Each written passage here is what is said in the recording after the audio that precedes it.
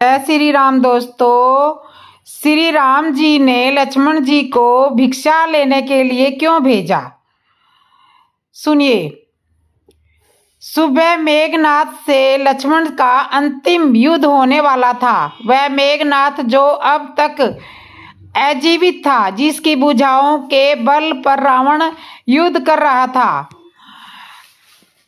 अप्रियतम योद्धा जिसमें सभी दिव्य अस्त्रों के उपयोग करने की शक्ति थी। सुबह जब लक्ष्मण भगवान राम से आशीर्वाद लेने गए, उस समय भगवान राम पूजा कर रहे थे। पूजा समाप्ति के पश्चात प्रभु श्री राम ने हनुमान जी से पूछा, अभी कितना समय है युद्ध होने में? हनुमान जी ने कहा, प्रभु अभी कुछ समय है, यह तो प्रातः काल है। भगवान राम ने लक्ष्मण से कहा, यह पात्र लो और भिक्षा मांग कर लाओ। जो पहला व्यक्ति मिले उससे कुछ अन्न मांग लेना। सभी बड़े आश्चर्य में पड़ गए। आशीर्वाद की जगह भिक्षा। लेकिन लक्ष्मण जी को तो जाना ही था, क्योंकि वह उनके बड़े भाई की आज्ञा थी। लक्ष्मण जब भिक्षा मांगने के लिए निकले तो उन्हें सबसे पहले रावण का एक सैनिक मिल गया। आज्ञा अनुसार मांगना ही था। यदि भगवान की आज्ञा न होती तो लक्ष्मण उस सैनिक को वहीं पर मार देते, परंतु वे उससे भिक्षा मांगते हैं। सैनिक ने अपनी रसद से लक्ष्मण को कुछ अन्न दे दिया। लक्ष्मण ने वह अन्न लाकर भगवान श्री राम को दे अर्पित कर दिया। इसके बाद भगवान राम ने उन्हें आशीर्वाद दिया, विजयी भव। भिक्षा का मर्म किसी को भी समझ में नहीं आया, पर कोई पूछ भी नहीं सकता था। बस यह प्रश्न सबके अंदर ही रह गया। किंतु विभीषण फिर भीषण युद्ध हुआ। अंत में मेघनाथ ने त्रिलोक की अंतिम शक्तियों को लक्ष्मण पर चलाया। ब्रह्मास्त्र, पाशुपत्र, वैष्णव अस्त्र, इन अस्त्रों की कोई काट न थी। लक्ष्मण ने सिर झुकाकर इन अस्त्रों को प्रणाम किया। सभी अस्त्र उनको आशीर्वाद देकर वापस चले आए। इसके बाद राम का ध्यान करके भगवान ने मेघनाथ पर बाण चलाया। वह हंसने लगा। देखते ही देखते मेघनाथ का सिर कटकर जमीन पर गिर गया और उसकी मृत्यु हो गई। उसी दिन सायंकाल में भगवान शिव की आराधना कर रहे थे। भगवान राम ने लक्ष्मण को सुबह भिक्षाटन हेतु को भेजा था। यह प्रश्न तो अभी तक ही प्रश्न ही रह गया था। तो हनुमान जी ने कहा, प्रभु आपकी आज्ञा हो तो मैं एक प्रश्न पूछूं? भगवान श्री राम अनुमति मिलने पर हनुमान जी ने पूछा, प्रभु वह भिक्षा क्या मर्म था? भगवान मुस्कुराने लगे, मैं लक्ष्मण को जानता हूँ, वह अत्यंत क्रोधी स्वभाव का है, लेकिन युद्ध को क्रोध से नहीं जीता जाता, विवेक से जीता जाता है। जीवन के हर क्षेत्र में विजय वही होता है जो उस समय विशेष कर अपने विवेक को नहीं खोता है। मैं जानता हूँ कि मेघनाथ ब्रह्मांड की चिंता नहीं करेगा। वह युद्ध जीतने के लिए हर तरह के दिव्य अस्त्रों का प्रयोग करेगा। इन अमोघ शक्तियों के सामने ताकत नहीं, सिर्फ और सिर्फ विनम्रता ही काम कर सकती है। एक और शक्तिशाली व्यक्ति जब भिक्षा मांगेगा तो विनम्रता उसके समय प्रवाहित होगी। लक्ष्मण ने मेरे नाम से बाण छोड़ा था। यदि मेघनाथ उस बाण के सामने विनम्रता दिखाता तो मैं उसे भी क्षमा कर देता। केवल जब वह मानता कि दीवार तोड़कर समय को विनम्र एवं तुच्छ प्राणी के रूप में प्रस्तुत है और अपनी व्यवहार संबंधी जटिलताओं और अहंकार को वश में कर लेते हैं, तभी जीवन वास्तव में आनंदमय बनता है।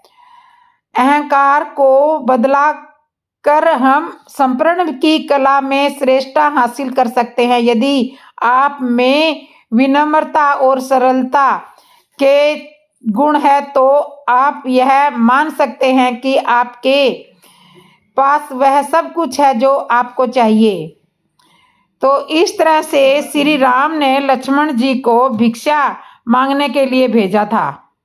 वनवास से लौटने के बाद श्री राम जी ने कैकेयी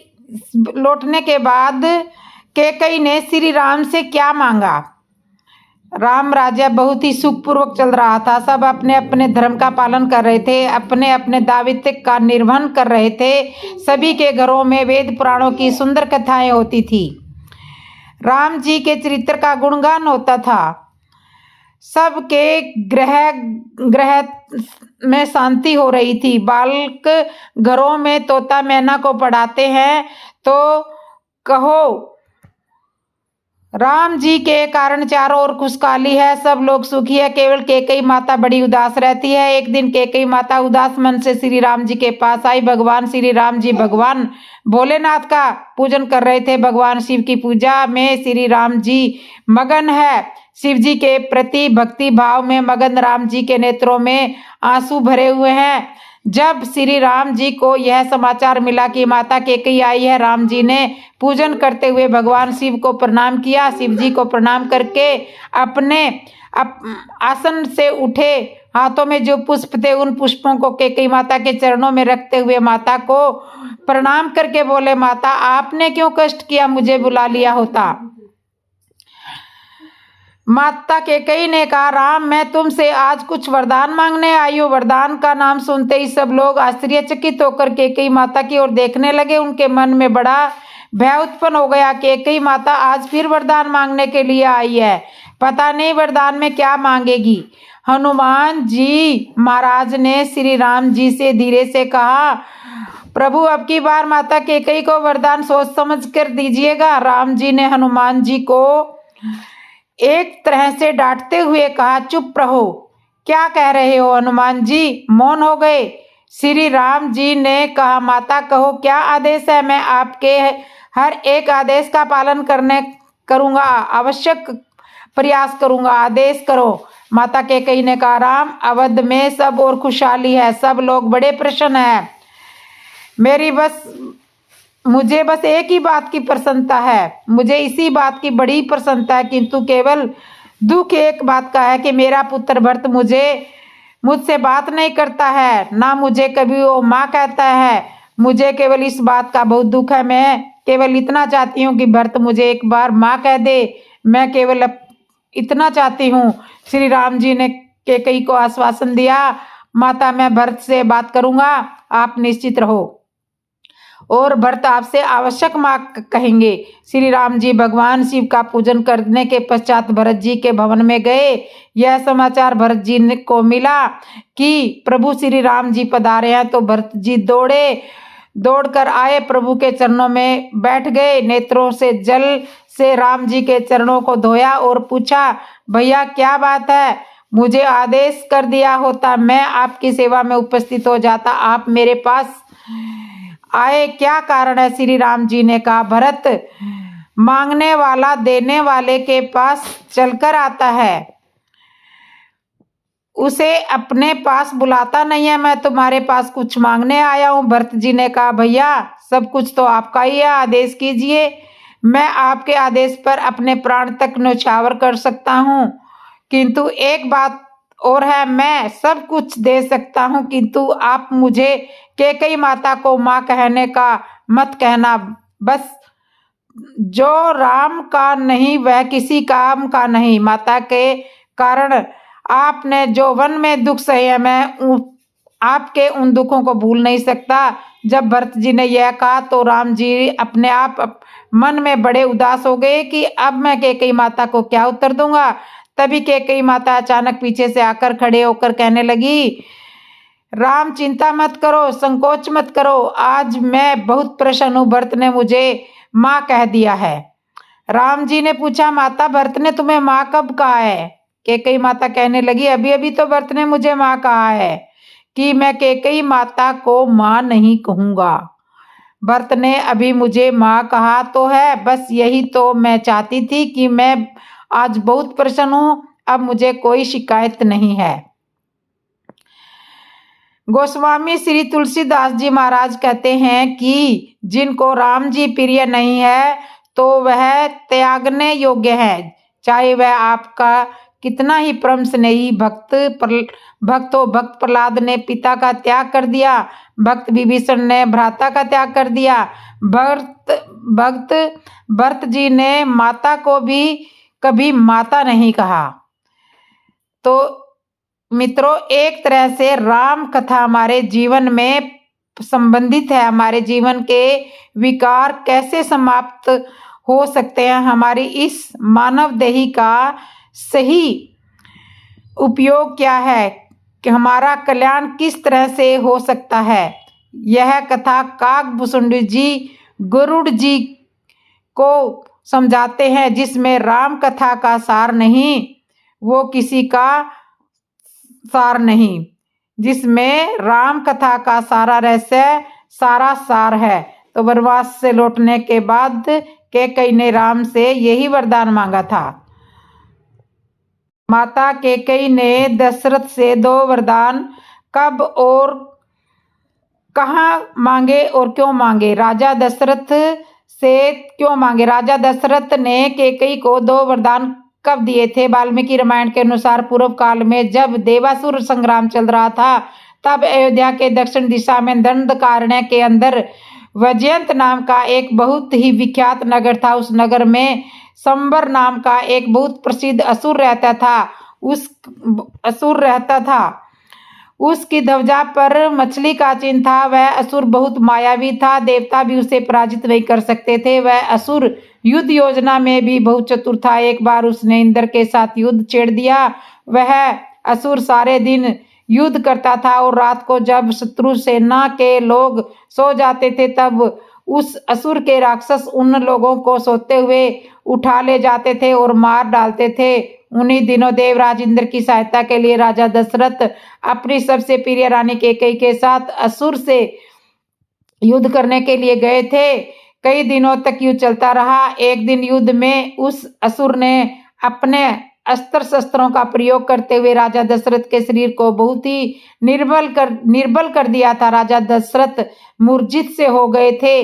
उस समय रानी कैकेयी ने अपने साहस और वीरता से और धैर्य का परिचय देते हुए राजा दशरथ के रथ की सारथी बनकर उन्हें रणभूमि से दूर ले गई। लेकिन पीछे पीछे राक्षस वहां भी पहुंच गए और अपने मायावी शस्त्रों का प्रयोग करते हुए राजा दशरथ को और ज्यादा घायल कर दिया। तब फिर से रानी कैकेयी राजा दशरथ को सुरक्षित स्थान पर ले गई। तब जाकर राजा दशरथ के प्राण बच पाए थे। कैकेयी ने इस तरह से साहसिक और अद्भुत कार्य को देखकर उनके प्राणों की रक्षा करने के लिए राजा दशरथ बहुत ही प्रसन्न हुए थे। और प्रसन्न होकर राजा ने कैकेयी को 2 वरदान मांगने के लिए कहा था। तब कैकेयी ने यह कहते हुए दशरथ जी से कहा था कि हे प्राणनाथ, अभी तो इन 2 वरदानों की कोई आवश्यकता नहीं है। समय आने पर मुझे आवश्यकता पड़ेगी या मेरी इच्छा होगी, तब मैं इन 2 वरदानों को अवश्य मांग लूंगी। दशरथ जी ने तथास्तु कहकर कैकेयी की बात को मान लिया था। वही 2 वरदान कैकेयी ने मांगे थे।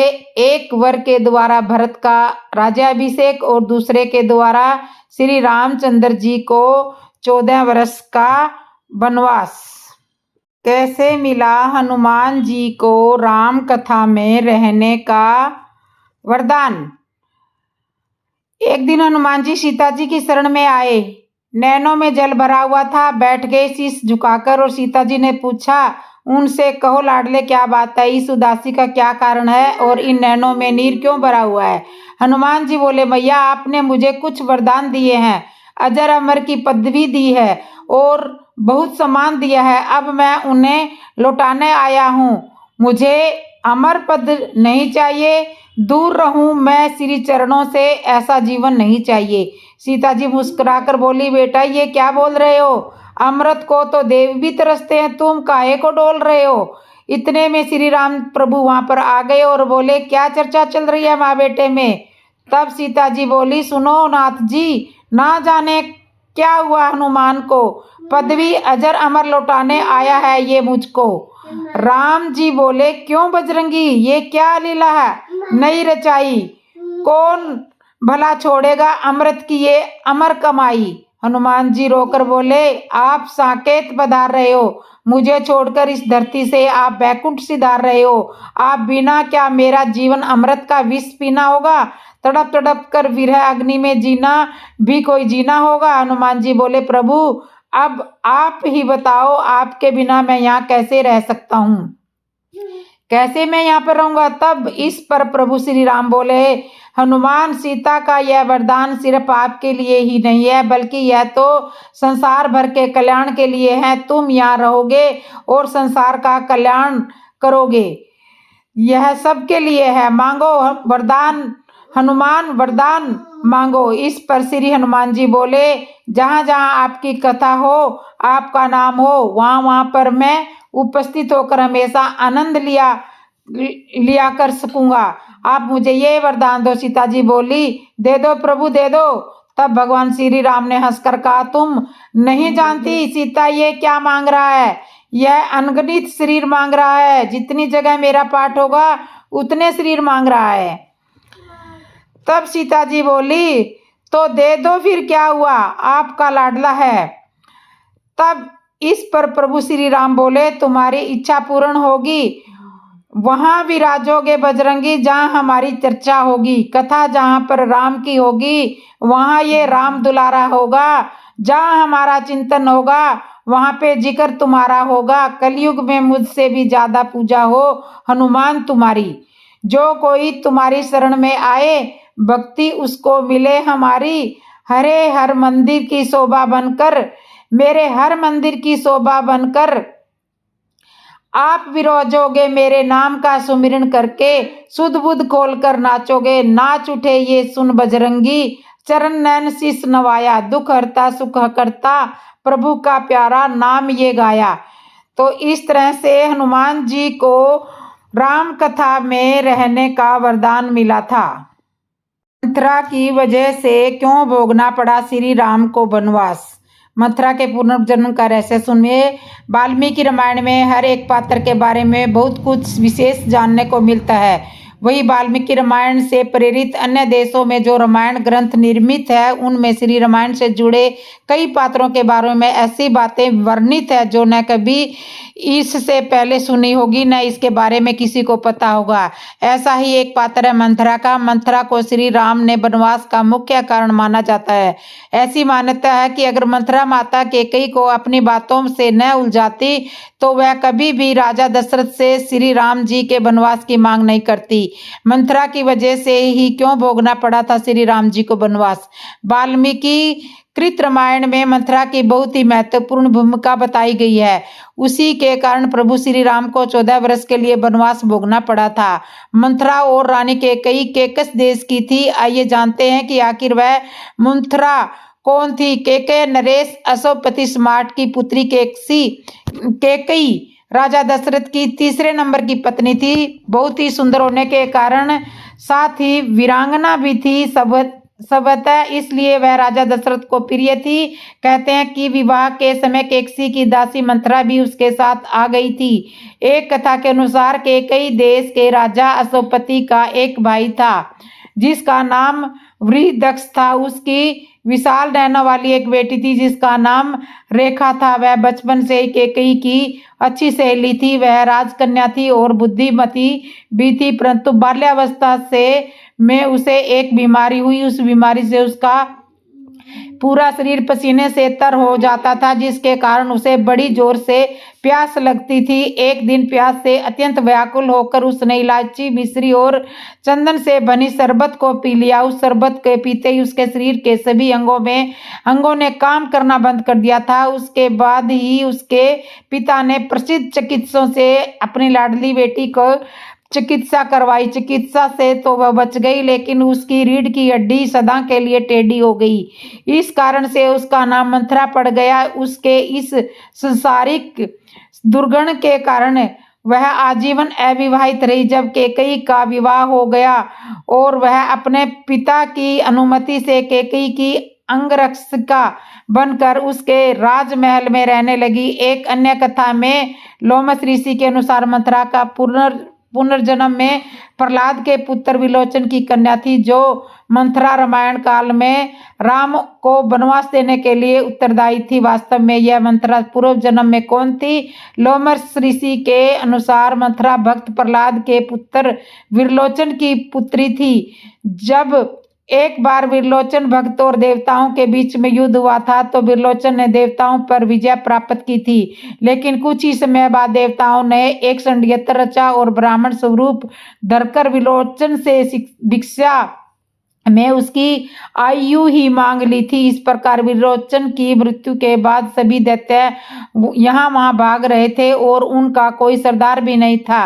पौराणिक धर्म ग्रंथों के आधार पर बताया जाता है कि ऐसे समय में मंथरा ने दैत्यों का नेतृत्व किया और देवताओं पर वीर से विजय प्राप्त की। देवता भी देवताओं के डर से इधर उधर भागने लगे और भगवान विष्णु के पास पहुंचे। तब भगवान विष्णु ने देवराज इंद्र को मंथरा पर आक्रमण की आज्ञा दी और देवराज इंद्र के ब्रिज के प्रहार से मंथरा पृथ्वी पर जाकर गिरी और उसकी मृत्यु हो गई। इंद्र के ब्रिज के 2 प्रहार से भक्त प्रहलाद के पुत्र विलोचन की पुत्री मंथरा की मृत्यु तो हो गई, लेकिन मंथरा ने भगवान विष्णु से बदला लेने की ठान ली, क्योंकि वह सोचती रही कि उसका जो हाल हुआ इसके कारण उसके अपनों ने ही उसे त्याग दिया। इसके लिए उत्तरदायी केवल भगवान विष्णु ही है और वह भगवान विष्णु से बदला लेने के बारे में सोचती रही। बदले की भावना से उसने त्रेता युग में रामायण काल में भगवान विष्णु से बदला लेने के लिए फिर से पुनर्जन्म लिया और भगवान राम के जीवन को तहस नहस कर दिया।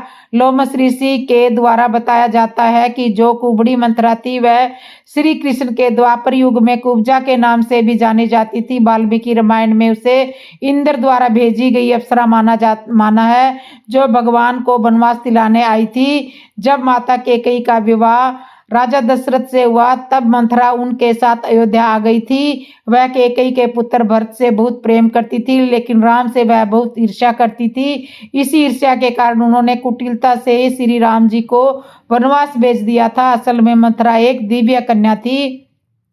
अपने पूर्व जन्म में और उस जन्म में उन्हें एक श्राप मिला था। कथा के अनुसार एक बार मंथरा अपने पूर्व जन्म में जंगल में तप कर रही थी कि तभी उन्होंने एक साधु को उनकी पत्नी के साथ देखा और वह दर्शन करने के लिए पहुंची। तब ऋषि ने कन्या से हास्य विवाह प्रयास में यह पूछा कि सबसे पहले किसका आशीर्वाद वह लेंगी, ऋषि का या उसकी पत्नी का। तब मंथरा ने नादानी से यह सोचकर कि दोनों ऋषि पति पत्नी नाराज न हो जाए, एक भूल कर दी। मंथरा ने पहले ऋषि से आशीर्वाद लिया और उनकी बड़ाई की एवं उनकी पत्नी को उनसे कम बताया। फिर उन्होंने ऋषि की पत्नी का आशीर्वाद लिया और ऋषि को उनकी पत्नी से कम बताया। यह देखकर ऋषि को क्रोध आ गया और उन्होंने मंथरा को श्राप दे दिया। श्राप के अनुसार अगले जन्म में मंथरा का स्वभाव हर किसी के घर में क्लेश और द्वेष उत्पन्न करने वाला हो गया था। जब मंथरा ने क्षमा मांगी तब ऋषि ने उन्हें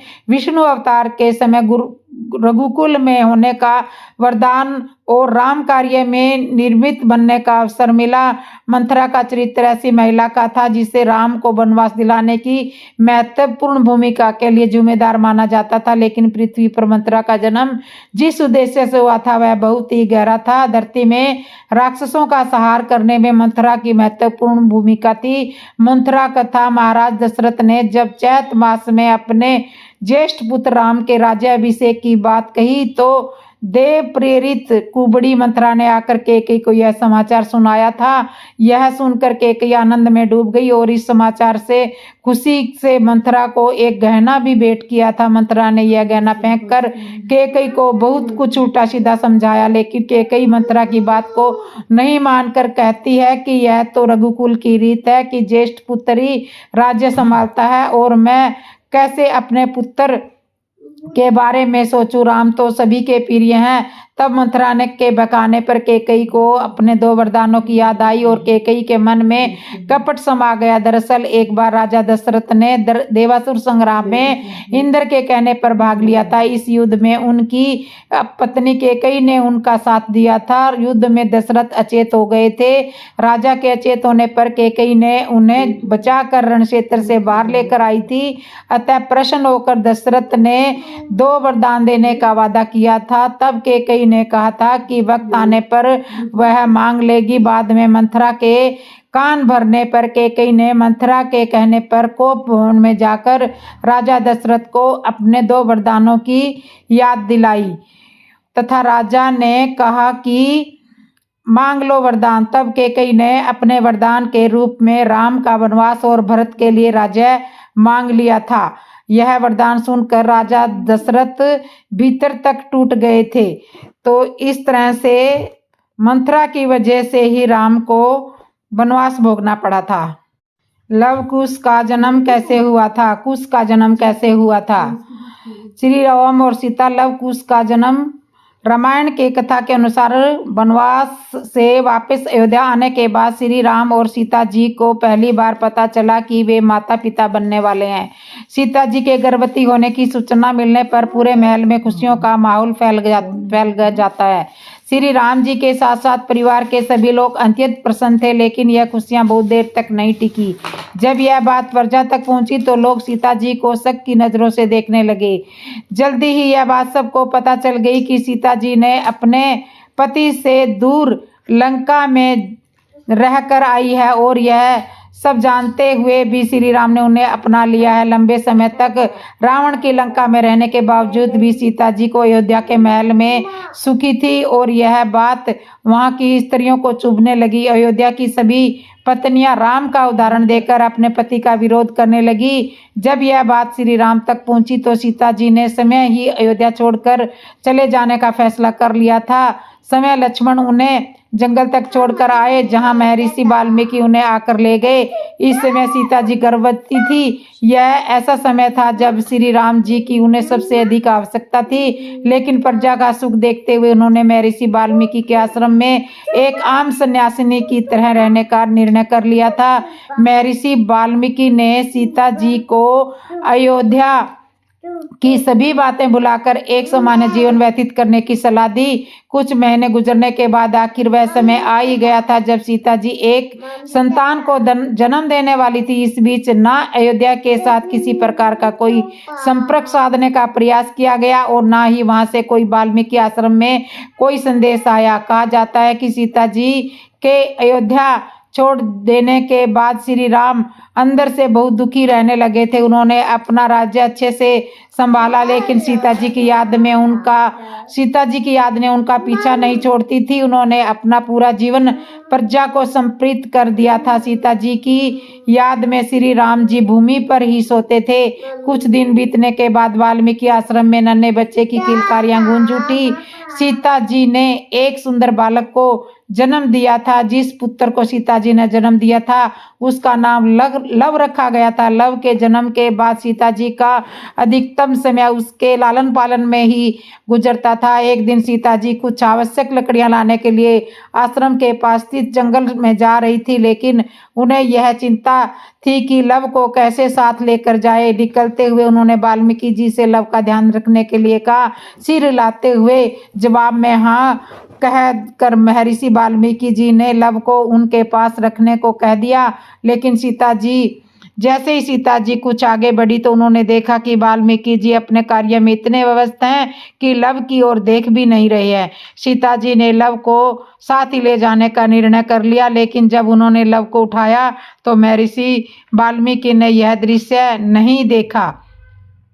कुछ देर बाद जब महर्षि वाल्मीकि ने इधर उधर देखा तो उन्हें लव दिखाई नहीं दिया और उन्हें यह भय हुआ कि लव कहीं चला गया या किसी जंगली जानवर का शिकार हो गया होगा। महर्षि वाल्मीकि चिंता में हो उठे। महर्षि वाल्मीकि सोचने लगे कि अब मैं सीता जी को क्या जवाब दूंगा। इसी डर के मारे वाल्मीकि जी ने पास में पड़े कुशा घास को उठाकर और कुछ मंत्र पढ़ने के बाद एक नया लव बना दिया। यह लव हूबहू पहले जैसे लव की तरह ही था। उन्होंने सोचा कि सीता जी के वापस लौटने पर वे इन्हें यही लव सौंप देंगे और कुछ नहीं बताएंगे। कुछ समय के पश्चात जब सीता जी आश्रम में लौटी तो उन्होंने देखा कि महर्षि वाल्मीकि चकित रह गए। उनके पास लव तो पहले से ही देखकर वे हैरान हो गए। पूछने पर वह मालूम हुआ कि सीता जी लव को अपने साथ में ही जंगल में लेकर गई थी, लेकिन नए लव को देखने के बाद सीता जी अत्यंत प्रसन्न हुई। कुशा से जन्म होने के वजह से उस नन्हे शिशु का नाम कुश रखा गया और वह श्री राम और सीता जी की दूसरी संतान के रूप में जाना गया। तो दोस्तों, वीडियो अच्छी लगी हो तो कमेंट में ज़रूर बताना, शेयर भी करना और सब्सक्राइब करना। और जिसने भी मेरे चैनल को सब्सक्राइब नहीं किया, सब्सक्राइब कर लो, लाइक कर लो, कमेंट कर लो और बेल आइकन बटन तो ज़रूर दबा लेना, ताकि आने वाली हर नई वीडियो की नोटिफिकेशन आपको मिल जाए और आप ऐसे ही सुंदर सुंदर कथाएं मेरे चैनल पे सुन सके। तो बोलो जय श्री राम।